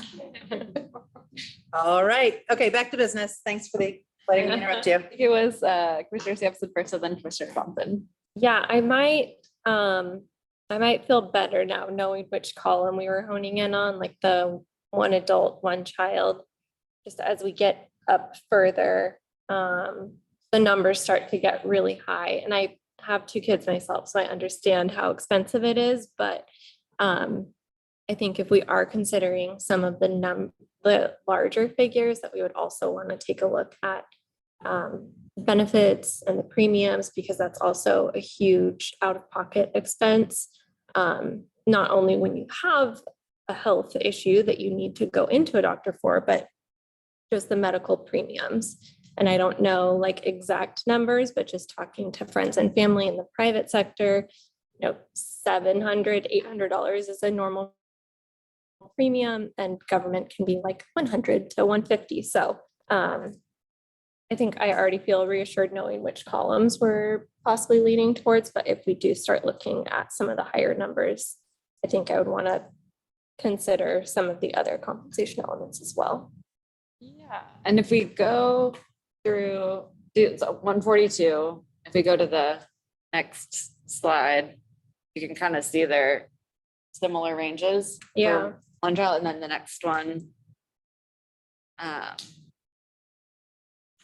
Which one go to the next one? Oh, sorry. And this one's halved, but Yeah. essentially the same. So would by centering the one would be covering the others. Yeah. Yeah. And I also agree that the city offers a very competitive benefits Mhm. package. That is something to take into consideration. Commissioner Johnson? I'm actually just kind of curious, would it be a lot of work? It doesn't really fit our criteria, as Jamie mentioned. I'm just curious as to what the average would look like if we did that. Just as an information point, not necessarily because that's what criteria we're using, just out of curiosity to see what that looks like. Yeah, we could absolutely do that. Another average you might want to take is for each of the scenarios, the one child thriving wage. You could do an average of those 3 figures and see what where that lands you. It'd be somewhere between that 142, 134, and 156. So that might be a wage to decide, or a way to decide. Since you can't choose one scenario to take an average of the 3. Commissioner Martinez? Thank you. I think that I would be curious about the information. However, I get a little anxious about, but to what end? To what end do we want to figure out the average? Because one of the things that we tend to do, particularly in government, is that in the name of fiscal responsibility, we underfund and therefore sabotage our own capacity to succeed. So what I would want is not an average, but what is it that means to succeed? And for me, I'm thinking, you know, all variables not being considered, a starting point seems to be in this particular slide, $156,000. Well, Just this is- this, Sorry, This I slide. don't mean to interrupt. This is the two adults working, so this would actually be half of that number. It would be something like, what is it? Yeah. 78,000. So if that, I think what you're absolutely saying is, can we go 2 slides back, please?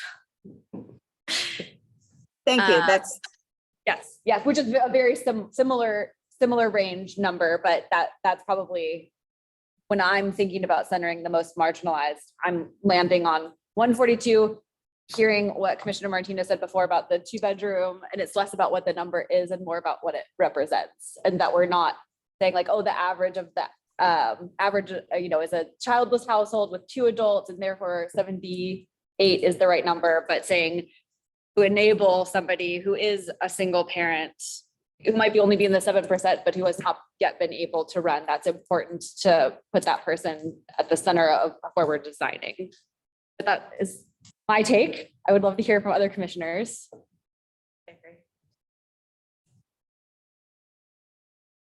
We Oh, honed in on. I had not, Oh, I I thought your had hand was not- still up. Excuse me. Commissioner Martinez, Yeah. excuse me. thank you. I had not finished, but thank you for translating. Appreciate it, and very accurate translation from what I was saying.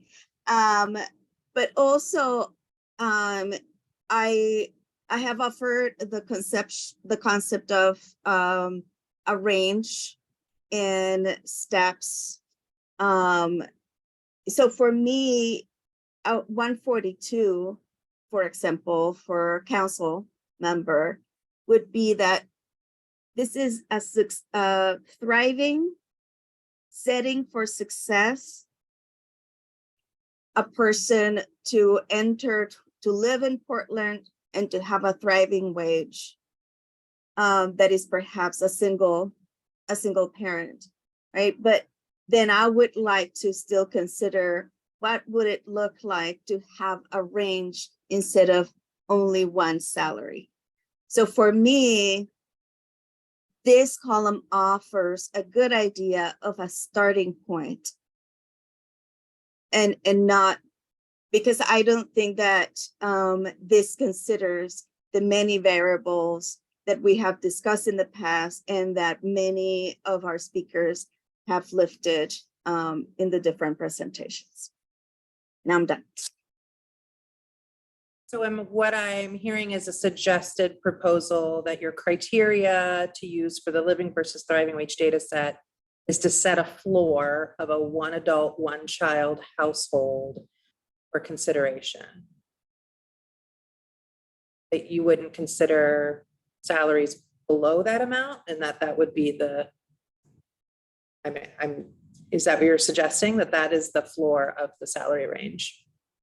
That is, yes, what I'm suggesting for commissioners to consider. And this would be for commissioners or the mayor and the auditor also? Well, that's a good question. I think the auditor is current, or the mayor is currently making what the commissioners are making. I think they have the same. The mayor makes. Mayor, auditor. Yeah, makes about the same. $15,000 more. Auditor makes the same. Yes, yeah, okay, so, and then the mayor's already making more. Yeah. So if we're considering this as for the commissioners, then we'll probably be. See it. And you would want to probably take the auditor's letter into consideration about their. Yeah. and their rules, because their salaries and set. For their base. I mean, I don't think we can have one base. I think we have to have a base for each elected type. Because the auditor is way outside this, and I think to have the base wage so low below what every market piece says for an auditor, I think doesn't make sense to me, but maybe I'm wrong about I that. think we talked earlier about at least considering the 23-24 salary with COLA applied, and so that is 139,318. That would be the lowest possible, so that's very close, as you were saying earlier, to the one adult, one child. Yeah. So I feel like no matter what, that's kind of our lowest spot, I think, if we're committing to that. So do we want to take a kind of a fist of five check, not get out a vote, but just kind of see where everyone is on this? Which On question? Sure, sounds great. On the idea of using the one adult, one child thriving wage as a floor for all of the salaries that we're considering.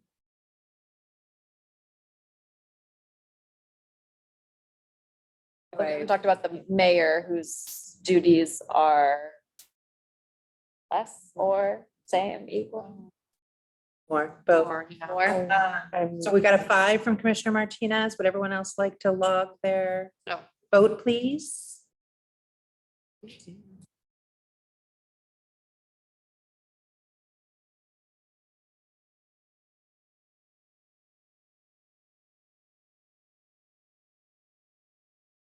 can qualify that if you want to. No, that's, I mean, if there So- are, I don't need to talk about it. well, I guess if there are places that people feel like there might be points that would want to work through together before we bring it to the community, like that's a worthwhile exercise, but also I know we have other stars to put. I don't see 4 votes. I see 3. I'm manual. Oh, that's right. Oh, yeah. Commissioner Angers, right. Do you want to set a ceiling? No, time check, we have 5 minutes, but we can continue if you want to. Probably should to get this done. Do you want to use this data set to also set a ceiling, or are you only setting a floor and you want to move on to the next? Or Lower. But I would still like to just put in a note that, yes, of course, we wouldn't want to go below that for the auditor, the mayor, but I would like to see, I don't want to see all the salaries in one chart. I want this, I'd like to see them broken out per official. Mhm. And that's, but the number is fine. Hey. Brittany, there you go. great. So we got through 4 slides at once. Congratulations, team. Star. Okay, and this slide is the market, what the city of Portland is paying with the cost of living adjustments. This is not their current salaries, this is cost of living adjustments through 2023, 2024. And the market averages are markets from cities of similar population sizes, but not neighboring cities, but also neighboring cities and neighboring cities. This is the Beavertons of the world as well. And on the BHR materials, it shows how, in a percentage, how much we're lagging in most cases, or leading, mostly lagging for these numbers. So seeing this, does anyone have any initial thoughts? How would want to use it?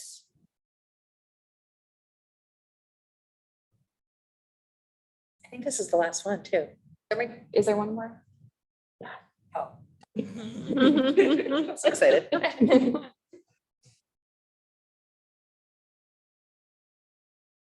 I know we talked about not using market data in an oppressive way, but when all the numbers are higher, maybe it's not oppressive. Commissioner Martinez, I see your hand. Thank you. I think that my curiosity is leaning into what is basically the percentage range of difference that we see between the 3 roles. So for example, if we say, well, for city council, we're thinking 145,000. I'm making it up just. And we believe that the responsibilities of mayor, depending on the different talents and skills and perspectives they bring is between 8 to 10% greater in value. And that compared to the auditor is 12%. I'm making this up. So I'm thinking, what if we create a formula that then also guides the Bureau in giving us the 3 different numbers, and that is not only based on the floor wage, which we have talked about. Is that helpful at all? I guess that's where my brain went immediately. It is unclear to me how we would determine those percentages, but I understand exactly what you're saying. They don't even have the job descriptions finalized yet, so I think it'd be really tricky to, there's the outline that's in the, There will not be job descriptions for any of the elected offices. What we have are their roles and responsibilities. And we have a whole document that kind of, outlines all of their roles and responsibilities. We could use that to kind of think about percentages of increased. I assume what you meant, like characteristics and qualifications, but I assume you mean like job duties and Well, the responsibilities in their role. auditor, I believe, Yeah. is the only position that requires a degree. Commissioner Martinez, is your hand still up? Or do you have more to add? Or, okay, perfect. I didn't want to, I last time I missed you, so. Quick time check. We are a minute away from 8 o'clock. I am not going to meet my promise of getting you out of here on time unless you want to just be done. I'm willing to stay for another. It looks like they're willing, let's say, I don't know who that is. Oh, it's 8 o'clock. It's fine. Okay, tell her to brush her teeth. All right. Sorry. Yeah, and wanting to be respectful of everyone's time. Much longer? 15 minutes, is everyone okay with 15 minutes? Okay, let's give 15 minutes ago. Okay. Yes. Is this, I guess, one question, so there's the proposal to use this as a formula where there's different percentages for each. Do we also want to consider the market averages in our? I'm concerned about the city council market average because that's lower than what we have now, right? Like that's. Not sure how helpful that is, especially if we've already decided that that's not close to the floor. But will be my first thought on that. like, again, I think someone will ask, well, what does the mayor of Beaverton make? And when you think about the kinds of questions that people will ask, I hesitate to not put in information, or maybe this goes in as an addendum, one of those addendum thingies that's not criteria. But I don't know how we can not speak to what other mayors are making across the country, and or what other, similar city councils or auditors. I don't know how we ignore that. And certainly with the auditor, that is a competitive position that with a lot of responsibility. We have to feel that we can be honest and transparent about and they've certainly given us a big document. But I think maybe if you want to use it as addendum, but I don't see how we just simply don't think about it at all. Commissioner Martinez? Thank you. Yeah, I wouldn't at all support ignoring that data. I was thinking how the data itself gives us some ideas of the ratio of difference. So not ignoring it, but in fact, leading us to understand the ratio. Now, the ratio between what we actually do and the market is quite different. So that would be part of methodology, right? So how much, or if we just don't do that, because again, this is just an idea that occurred to me as I'm looking at this data. It might be that, no, that's not the way to go. Maybe we just look at the market average as a guiding principle for the floor wages, starting with council members at 140 some thousand. Certainly separate your criteria and consider thriving wage as your floor for council and the market average as your floor for mayor and auditor.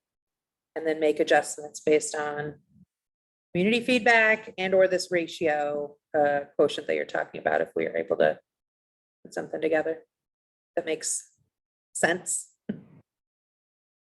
I personally would think it would be fine to set a floor for all and then use a floor for the markets for those positions that were lagging in. That, like, just paraphrasing what you're saying, if I'm hearing it correctly.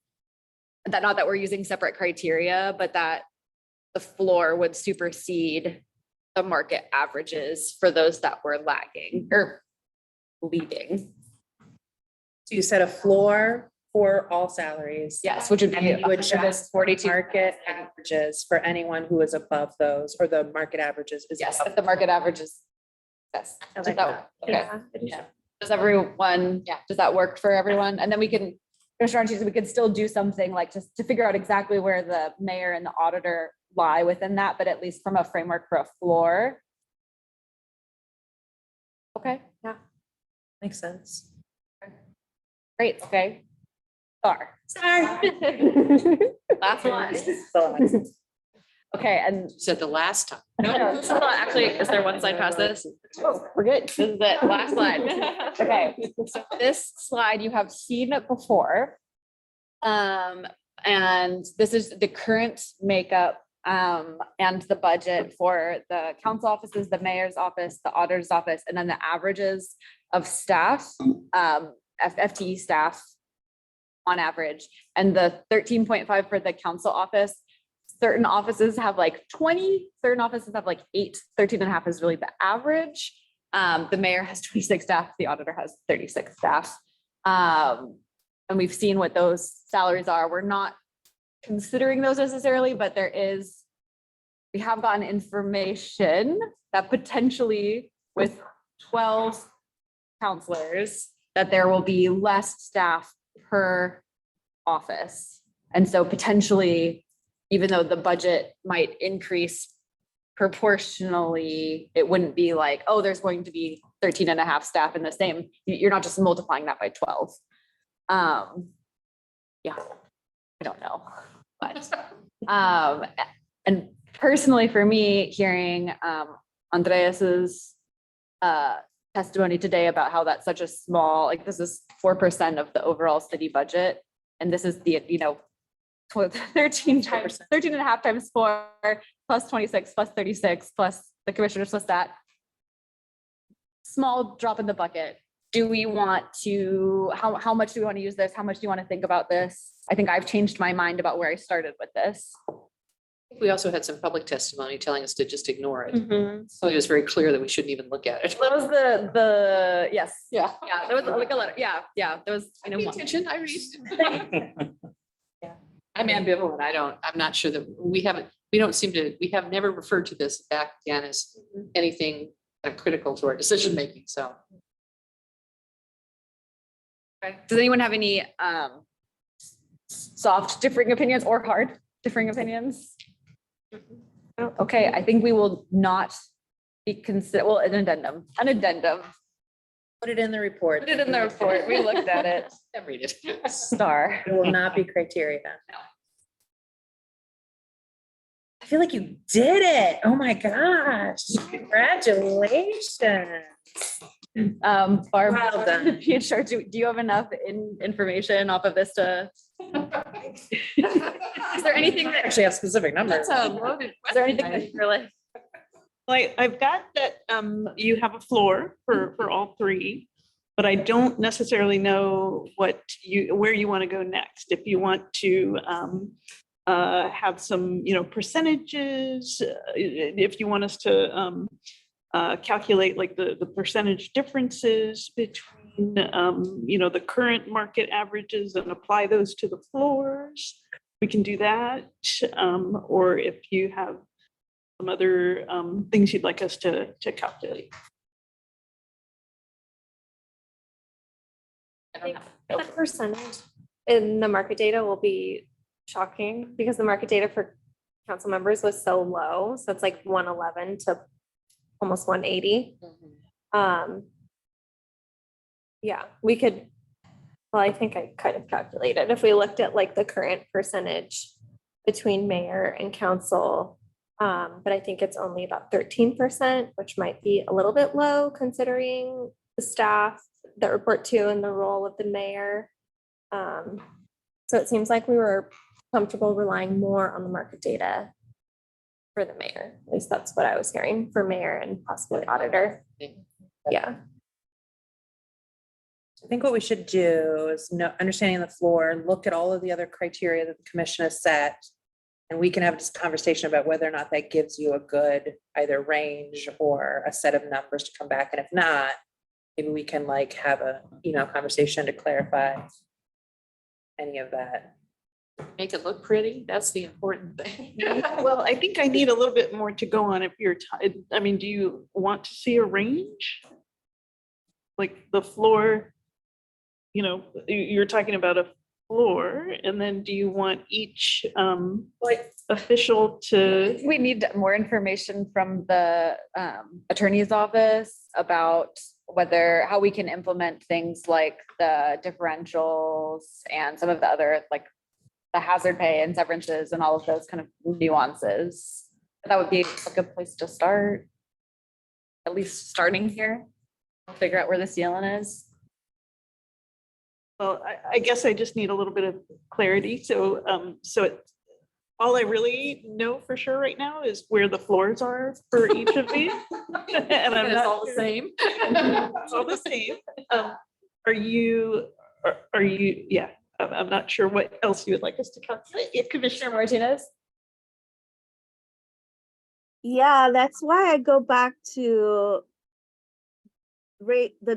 I don't know how to say this in English very well, but I hope you get my main thinking is the difference, the ratio and difference averages. Like it tends to be that in the cities and towns that we considered, the mayor tends to make 10% more than city councilors or 10 to 12%, right? This is, and the auditor, I think it would help us to identify the floor for the three based on the data sources that informed our market averages. Because then we could say, okay, then if the city council floor is 142,000, and we can decide for the city of Portland based on the duties and responsibilities, and they're similar to the cities. And this is the average ratio in difference. That would help me to feel like I can make a decision on the wage floor for each of these three categories. That again, I'm not sure if my languaging skills are helping me.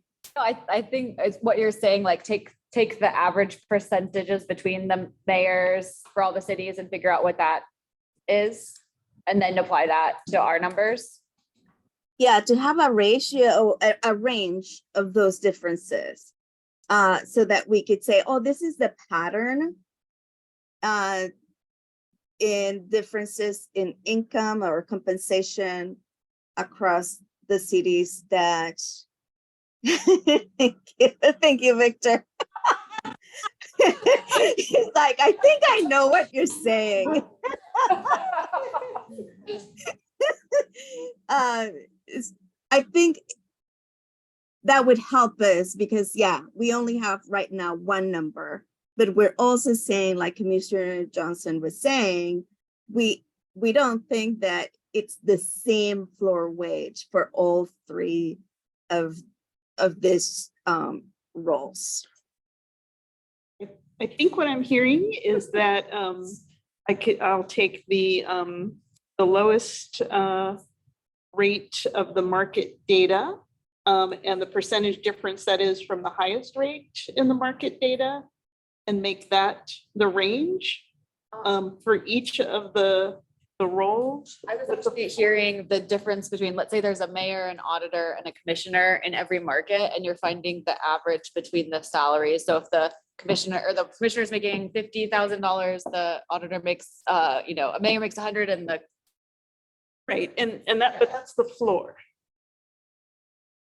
Is the floor? the floor at 142, Mhm. and then the market averages for the roles that we don't lead as the other floor. I understand it. I can, Okay. I can explain. Yeah. We can. Jamie, do you want to explain it for the The record? first BHR thing that I get, because all this numbers and data and percentages, woo! Goodness, you all have very special minds. I get it. Okay. Let's talk about it, and we can talk about it when you drive me home.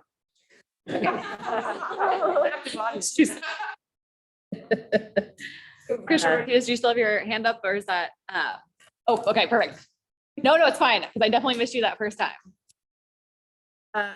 We need to talk about next steps now. I wonder if there's also, just in consideration for having the conversation, a draft step proposal that we could bring. Even if we're just like making up some numbers, maybe it's just the floor based on this market data in front of us and the thriving wage. And apply the, criteria and information that you provided to us, Commissioner Martinez, and see what would a 5-step differential pay thing look like, right? We could also potentially bring that. Would that be doable? I'm looking to you because it would sure work. So sorry. Yeah, I mean, Right. we would just want to know what is the percent spread between the steps? What is the? I think we can look into Commissioner Martinez's materials. It's in there, right? It is, but also I think it would be best if we base it on some of the practices that the city already has. So for example, if the city is already applying a 5% differential pay, which is something that many organizations do. Or you mentioned something about $1 an hour, which I was not very hot on.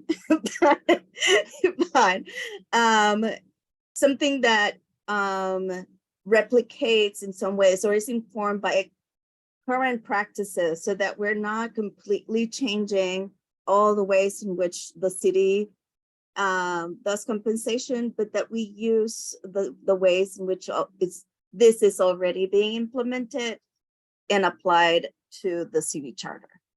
Maybe not use 5 steps, maybe just use 3 steps. Again, thinking in terms of education of the voters, I think we have to be really cognizant, and this is going to be a huge educative step that you have to take in a short period of time. So maybe just 3 steps, not 5, something like that. Samples. That much Okay. larger group of people than you would in one organization to educate. And we can follow up in our check-in. Let's do that. Okay. All right. Thank you. Let's talk about next meeting, which is June 13th. You might have already read on there. I'm saying, should it be 3 hours? We have a lot to get through in the next meeting, including all of our community engagement stuff, finalizing the survey, talking about the salary proposal, and it has to happen on the 13th. And so I just want to be real with you that keeping it within 2 hours is probably going to be impossible. So can I just get agreement now that we're going to just plan on 3 hours? Pretty please. Yeah. Nobody's saying no. Commissioner Martinez, you're okay? Quick question. Could we have the public comment at the beginning so that we don't have to interrupt our discussion in case there are people, and we get it out of the way and then we can have a better flow at the end if we're in the middle of something, or is that not Well, I know it's just that the previous co-chairs decided they wanted at the end so that they could listen to what was being discussed and then provide comment on the meeting. One half of the co-chairs, I would be happy to go put it at the beginning. We now have two new co-chairs, so I just want to congratulate Commissioner Martinez and Commissioner Cooney for taking the mantle, and thank Commissioner Angers and Commissioner Gill for all of their amazing work. By the way, fabulous job, Commissioner Angers, getting us through all of that. Methodology. Yeah, you smart people. Appreciate it so much. To the record. The resume. So we are now passing the baton, and so we can pick up that conversation with Commissioner Martinez and Commissioner Cooney about how they'd like to see the meeting structured moving forward at our next check-in. So once again, the next meeting will be hybrid. Now that you have ripped the Band-Aid off and made your way downtown, if you would like to come here again, we will be here live and in person every time. And I guess we don't have to confirm the 20th and 24th because we already talked about those dates, and it seems like everyone was cool with that change and it fits with everyone's schedule. So, and once again, I think just to remind you, we will also be inviting a city attorney and election office staff member to have a conversation about differential pay. Can I ask one quick question about the voting practices? When you vote in the new district for the 3 people, is it ranked force voting for just the top 3, or does each, are there people like 3 people for the first position, 4 people run for the second, or is it just the top 3 people get it? That's correct. Okay. All right, a little RCV education in the middle of the ISC meeting. That's amazing. Okay, last slide. We are officially adjourned. Thank you, everyone. Great job tonight. It was great to see most of you in person. Commissioner Martinez, I can't wait to meet you in person. Until next time, everyone. Bye. Bye-bye.